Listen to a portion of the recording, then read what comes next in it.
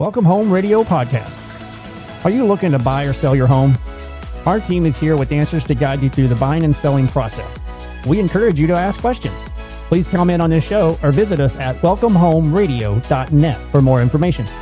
Bringing real estate, lending, and education together in one place, and to help you make the right home decision for you and your family.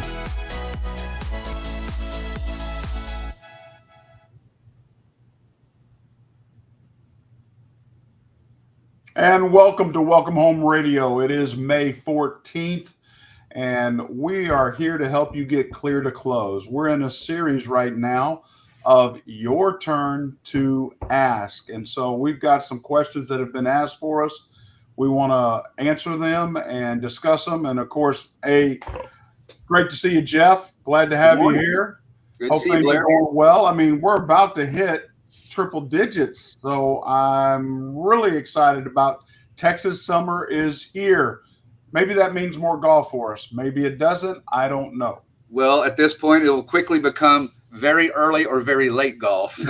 Yeah, exactly. Well, hey, we're in this series, Your Turn to Ask. We have some 3 questions from listeners. So I'm going to get right to it to get started. First question is, Welcome Home Radio. We are looking for a new home and wondering if mortgage rates will be coming down. Well, what a great question to be asking. Got a lot of indicators going toward this. And as of May 12th, earlier this week, mortgage rates were sitting and hovering around 6.7%. That's the 30-year fix. This is a slight better than last year. But looking ahead for 2025, we see Fannie projections to be right around 6.3 by the end of the year, and Mortgage-Backed Securities Association expects rates to be 6.2. Now, what are the factors that impact mortgage bonds, mortgage rates? So we're not like the stock market. We don't move. We move, in fact, opposite of it most of the time. But economic conditions, significant economic slowdown or recession could encourage or prompt the Federal Reserve to lower interest rates. Unemployment increased. We're at 4.2 right now. If we got to 4.3, 4.4, we could see that cut happen pretty soon. The next part could be inflation and tariffs. Blair? Yes, sir. Let me interrupt you real quick before you go further into the tariffs, back on where you just were. But how often do they run that report? Is that a monthly report when you say the unemployment? So yes, that is a monthly report. The BLS jobs report, along with the consumer price index, are 2 key indicators for inflation as well as for employment. Now, BLS jobs report is in question. When they updated last month, they updated the 2 months previously down. And so why it came in stronger than it should have or was estimated to be, that's a question. Because how can you have the U.S. government losing jobs, decreasing, and all of a sudden we're having higher demand? Right. We've had success growth, but there's a lot of questions along with that, but that's what the indicators are showing. Inflation and tariffs, we've been hearing all about tariffs and how negative they are, yet it seems like a lot of countries, and we've been in a deficit for 25 years with the world, in a trade deficit. Seems like a lot of countries are coming to the table. And as I understand it, China is at least doing a 90-day test with us, along with UK is completed. The EU wants to get 0 tariffs back and forth. So, but a persistent inflation, and if tariffs want to keep moving up, then you see Fed rates or the mortgage-backed security rates stay high, interest rates. But if those start coming down, if those start changing the economy, we see GDP grow, we could see rates come down even further. And finally, the Federal Reserve, the Fed decision on interest rates is influenced by that inflation, economic, and of course, jobs. So again, mortgage-backed securities run not in parallel with stocks and bonds and the impact. In fact, they're almost alternate. So they will move. But in the Dallas area, we're seeing buyers continuing with high prices.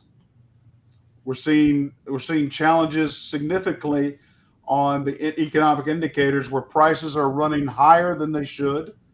Are you seeing homes come down a little bit, Jeff, at all? I don't, not the value or the praise aspect of the homes per se, but what we're really kind of seeing this deals coming in is somebody coming on. They chose a smaller home at this point, but to get started, it's almost like first time home builders we've watched in many, many years. It seems like they're not walking into a first time home like we did. The price and the values have gone up so much that it's a home you might be able to live in your whole life almost. That's the size of everything that's being produced. So I think that's what I've noticed a little more. Not that the value's gone down, but what the consumer is choosing as their first run at this. And because I think the other thing with this first question of will the rates come down, what are your expectations? I wonder if the putting that question out on the table, are you expecting I'd be happy with 5 and 5? Are you expecting 3.5 and 4? Because I think most all the leadership says don't expect that.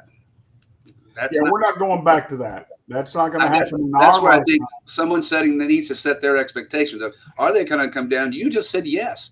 We're looking at some positive possibilities there, but it's more about what we have in our head right here and what we're listening to. Exactly, and I totally agree. Great point. We're not going to see the 2s and 3s anymore. At best, when things finally come down 2 to 3 years from now, it could be at 4.75. But the bottom line is us moving from 6.7 down to 6.3 or 6.2 is a great way. And again, understanding that you can buy down your rate a little bit, you can get some help with that, a 2-1, 3-1 buy down, that sort of thing. So economic indicators help inflation with the Federal Reserve as well as the jobs report. But you also need to get pre-approved. Consider the loan and the loan options you have. FHA generally runs probably 1/8 of a point, sometimes a quarter, better than conventional. So if you're able to move into that with a lower down payment, utilizing FHA, but again, conventional does help you get into better homes, not having appraisals. They are the desirable loan mortgage. And if you're able to put 20% down, then yeah, you're sitting probably on a very good rate.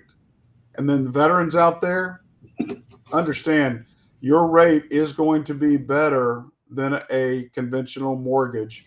Unless you're putting 30, 40% down, which normally you're not, the rates are going to be tremendous for you. And we're out of the 7s strongly.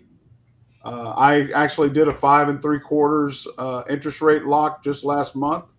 So awesome. Rates are good, and great question. Thank you for asking that. Okay, next one. We are stressed about the market where we are buying and want to know how can we be competitive in the market with such a low inventory. Wow, great question on how you can buy a home in this time. So first off, Jeff, jump in here. Well, I think for one thing, from when this might have been submitted, slowly the inventory has been increasing, and this is even in a market that's not the best market we've seen in all our careers, but it's still, the inventory is starting to increase because this is the next 2 months, basically. Summertime is when most folks are, especially with children, they're trying to make the decision, make the move, where you're going to be and where you're going to put your kids in school. So the inventory has been increasing. So hopefully, since they've submitted this, they're seeing more options. But being competitive, Blair, what do you think? To me, that means you just come in right away with a solid offer. Don't try to lowball it. Well, before you even get in that, to be competitive, you need to get pre-approved. And I mean, fully pre-approved. Don't go through the pre-qual where you just look at your credit report. Somebody says, okay, you're pre-qualified. Everything looks good. No, get fully documented pre-approval. Have it sitting there waiting so that you can act. Because in this market, having a full pre-approval and having somebody like Cardinal Financial that can close on your loan in 20 days, in 17, in 15 days is more competitive. And it's not dealing with rate, or it's not dealing with offer, it's dealing with closing time. and you being fully pre-approved often gives you an edge over everyone else out there. That's the first thing. Move fast. Tour the home quickly, same day if possible. Make decisions. Be decisive on what you want. That is a helpful thing because you can't hem and haw, and you either scooting in your offer at the last minute, you're not coming in strong, and you're questioning it. If you know what you want, then go for it. If you're not, then back off and move on to the next. Find out what you're wanting. Make sure you got your list of wants or desires already established. And then, as you were saying, come in with a strong offer. Larger earnest money. Now, this has nothing to do with interest rate, has nothing to do with anything but your commitment to my offer solid. Normally it's 1%, but if you came in with 2 or 3%, that makes the offer very significant. Would you agree, Jeff? To me, it makes you feel like you are more earnest and sincere of the contract you're submitting. And then look at shorter inspection option periods, closing of the loan, flexible closing timeline. All of these things help you become a more apt buyer, waiving some contingencies, especially your inspection afterwards. How do you negotiate? Some loans don't allow some negotiation. VA, it's very tough to negotiate after the inspection on items because that home has to be ready for you. And they're not after, huh? One of the things right now, as far as that, we're working on that mindset of being competitive. But in the average price range, we're currently not seeing people come in like we did a few years ago with 20,000 over asking or 50,000 over asking.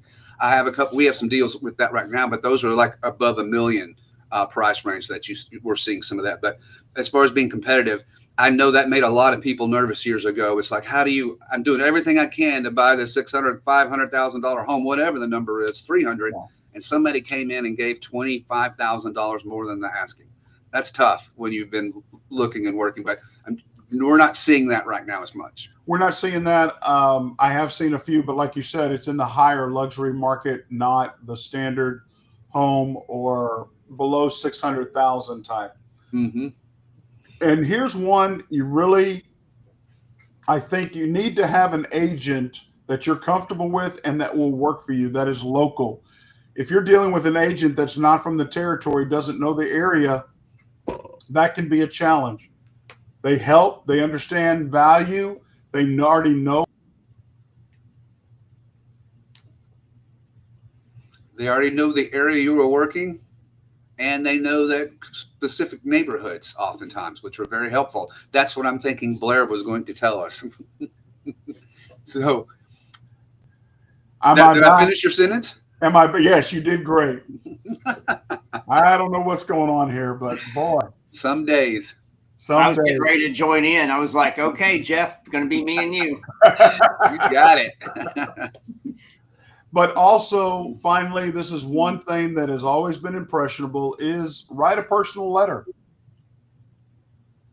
Write something that allows them to understand they're going to take care of your home as a seller, and they want this for the growth of their family, why they want to live in the area, they want to raise their family just like you did. Write a personal letter that allows them to understand why your passion is for this home. That is never understated. That's understated in a lot of cases. Would you agree? Absolutely. Anytime you're a seller, we're still human beings, and someone talking about they love the fact of what we did to the home, and they want to raise their kids there. I think that's going to grab your heartstrings a little bit. Oh yeah. And finally, be open-minded. Expand your area of look. Don't, think a little more outside. Maybe look at that ugly duckling as a fixer-upper. Maybe challenge that. Or maybe buying a stair-step home that, it's on the corner near the busy street, but you know what? We're only going to be here 2 to 3 years. We're not going to be here long-term. I mean, just depending on all those things, but also never overstretch yourself. Don't look at getting into a bidding war. I know as a seller, if I was selling, I want you to get into a bidding war, but But the bottom line is it's not worth it in the long run, especially if you may or may not be there. You've got to know if you're going to be there a long time. And right now, average times for first-time home buyers is 3 to 7 years at the most, because this is your stair-step home. So set a max budget, understand your limitations, and work with it. Any other comments? No, sir. I think that's exactly right. I think so either. I mean, well, I think it's different in different areas. And I like that you stated about working with somebody local. In an area where I'm at, it's key because you've got a vast major part of forest and land up here where I live in Michigan. And if you don't know somebody that knows DNR, which is our natural resource managing, and then if you don't know the local state and the local sheriffs that are in almost all the counties, and if you don't understand that you're not only in a city, but you're in a county, you're in a township, and you're in either a POA or you could be in an HOA, which is a property owner association or a homeowners association, which is almost typically the same. They're just ran a little bit different. You've got different jurisdictions. So it's interesting when you are looking for land. Like I've been recently looking at land, and it's totally different when you're looking for land because there are two types of people that are selling their land. One that just want to off it and get rid of it because they just want to sell it or part it out or whatever. And then there's the older folks, which do not want to part it. And the people they want to part it with, they want to specifically choose the person. Are you going to take care of the land? Are you a responsible owner? And do you own other land here? Oh, you moved here last year? Yeah, not interested in selling it to you. You know, and it's funny because I've got land that's next to me that I want, but there's another homeowner right behind it, and that homeowner has the money, but they don't want to sell it to that homeowner. They don't like him. So I call, and they're like, oh, yeah, we're interested in talking to you. And then during the conversation, I find out that they have a better offer with the other people, but they don't. The more money. Sometimes old wounds run deep, don't they? And this is brother and sister. The father has already passed, so that's just been brought down. And the family's like, "Yep, Dad does not want to sell it to those people." Is one of the families Hatfield and the other one McCoy? It's similar. Yeah. Sounds familiar. Okay, finally, your turn to ask. With everything happening, is a rent-to-own agreement worth considering in this market? Great question. A lot of times people have forgotten about an option like this. So let's go over the pros and cons of rent-to-own. Is it worth it? One, it does kind of lock in the price. If you sign an agreement for a rent-to-own, you know what your price is and you're paying toward it. Builds a little equity along with line of credit. Time to prepare for the bigger down payment maybe, and you get to live in the home you want to buy. You get to fix it up. You get to know what's wrong with it, kind of like a test drive. You get to understand it. But here are the risks. Non-refundable fees. I mean, you don't get that money back, even if you say, no, I'm not going to do it. It is a higher rent. Monthly rent is normally a way above market because you're putting money toward the purchase of the home.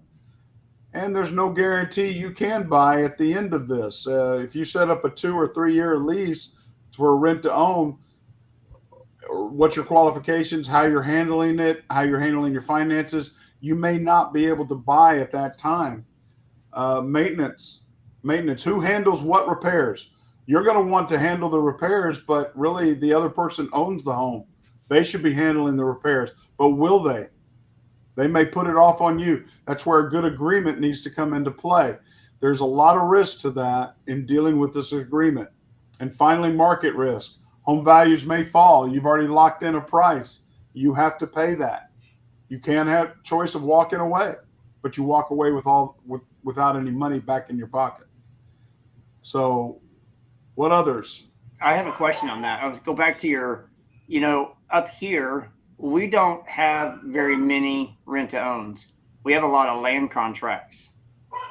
And so people that are looking for a home or a dwelling of some type, typically not just regular land, but something that's on there that they can livable, they're financially they're unstable right now. So they look for a land contract that they can move into. And what's interesting about the land contracts here is most of your money contributes to the purchase of the home, whatever contract year you have, whether it's a 1 year, a 2 year, a 3 year. And I think they only do like maximum 3 years, and then they'll requalify, or it's up to you and the owner. But almost everything here is a land contract. There's hardly no rent to own or any kind of renting whatsoever, except in apartments, and we have very little of those. So now, there's some of those where it's like they're using the land for grazing or growing crops, or are they trying to move and build and live on the land as well at the same time? It's more of the latter. So typically people that are going to move here with land contracts, if it's to do it for farming of any type, it is because it's a large land and they don't have the financial backing to buy it. So for example, there was a person that was in the city. It was like one of the largest lands purchased recently, which was like 850 acres. And they did a land contract because our prices on our land has gone up per acre, so much so that over the last 2 years, post-COVID, prices have still stayed kind of the same. It's not that $1,000 per acre anymore. It's $3,000 per acre. So yeah, you can get a break in there every once in a while, but no, it's typically on the smaller ones. It's typically because people just don't have the credit. And it's better to get kind of a owner by credit. You get the house, the title's in your name, everything gets transferred to you. But if you miss a payment or if something's a problem, then the original homeowner gets the house and you lose everything. Well, and that's where I wanted to mention, probably very similar to what we do mostly here in Texas, comparatively speaking, is the owner finance transaction. So that's another way that, like you were saying, it's someone that doesn't have good credit, or they're going to rebuild their credit. But in the meantime, an owner finance, that owner says, okay, I understand you have credit, and then you negotiate the cash down in your rate. Now, the rate is often a little higher than your average when you go to Blair and his team. But again, they're not running you through the credit. You're not worried about your credit score. It's not affecting you. You come to an agreement. And like you said, you have a note, deed of trust, and a deed. So it is your home. And if, like Blair mentioned with the rent to own, if you've been there 3 or 4 years, let's say we lived in an apartment, we rented a house for 3 or 4 years, and you go, crud, this isn't going to work, we're struggling. Well, guess what you do then? You sell the home still, and you pay off the bank, AKA the previous owner who became your bank. So there's a number of ways to structure those again, but that's again with folks who are challenged with their credit score. Well, and sometimes, Jeff, it's on the other side. So for us, we came to buy this home specifically, and the sellers we didn't know, but they had already taken the house off the market and put it on the market 3 or 4 times. Mm-hmm. So when it came down to a price that we were willing to pay, we went through the negotiation, came here, did the inspection, and we're ready. But they had a financial situation where it was getting ready to go off the table. Well, our real estate agent was really good and said, well, you might offer them do a land contract. What is that? Never heard of that before because I'm from Texas. And she goes, oh, well, it can work both ways. So for us, we went ahead and signed a 12-month land contract to the sellers to help them so they could go buy a home, so they can get into another home. And then this way they didn't own 2 homes, and it worked. It worked perfect for them. But then we're 4 months away, and I didn't have the money to put down because we had spent the last 6 months through a hard winter, our first one. So we're like, can we extend it another 6 months? And they were like, yeah, we can month to month. So we did it almost 7 months. But then at the end of the day, the only thing that changed as far as the county and the township was that Mark Warner, Mark Warner bought the house, and then he rebought the house. Right. But otherwise, everything remained the same. Stays the same. Yep. And then there's some good options out there for everybody, for sure. Correct. Yeah. But having a real estate agent local, like Blair said, is key. And one final thing, dealing with anything like this, I would consider this a true pro tip. Make sure you have an attorney or a licensed realtor to review the contract, to make sure the contract's viewed and you understand everything that's in it. because it's written one way or another angled. We need to make sure you understand it so that you're not committing to something you were not aware of. So that's definitely the final thing, a part of buying or rent to owning. However the contract's set up is what you're going to have to follow. So I hope this has helped. We're here to get you to clear to close. That's our motto is CTC. Keep those questions coming as we continue to do our series, Your Turn to Ask. We look forward to it. Any final things? I hope everybody had a good Mother's Day.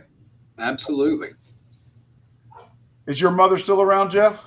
She's not with us any longer. Mark? No longer. Well, then all three of us We're taking care of the mothers who raised kids for us. Yeah, that's what we try to do. There you Yeah, go. I don't have any kids, so my wife, we have 2 dogs, so we called it Mother Dogger Day. There you go. I Awesome. do think it's funny. I'll tell you this real quick. I was out early yesterday morning, and all over town, now that my daughter's grown, you see dads and 2 or 3 little kids giving mom a break. They're all out shopping and doing stuff, letting mom have some time off. So I hope all you mothers had a great day. Empty nesters are always better, in my opinion. So, well, God bless. Y'all take care. We'll talk to you next week. Welcome Home Radio production provided by Lunatic Digital. Check the listing of this podcast for the links to our sponsors. And don't forget to like, share, and follow us on social media. Visit welcomehomeradio.net for more information.